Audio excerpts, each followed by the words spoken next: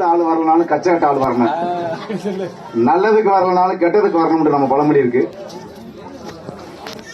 பஞ்சத்திற்காக சொந்த ஊரை விட்டு, மண்ணை விட்டு, பூர்வீக ஊரை விட்டு, குலதெய்வத்தை பிடிமண்ணை எடுத்து வந்து இன்னைக்கு மீனாட்சி பட்டணத்துல பல்வேறு பகுதியில் உசிலம்பட்டி மக்கள் வாழ்றாங்க. அதுல இந்த பகுதியில் நிறைய இருக்காங்கன்னு நல்லா தெரியும். தான் வயிறு நிறையினாலும் கூட வேலை பார்க்கறவன், தோட்டத்துல வேலை பார்க்கறவங்க, அவங்களுக்கு வயிறு நிறைய கொடுத்து அவனுக்கு ஊதியத்தை கொடுத்து வாழ்ந்த இந்த மக்களோட நிலைப்பாடு வீதியில கிடக்கு.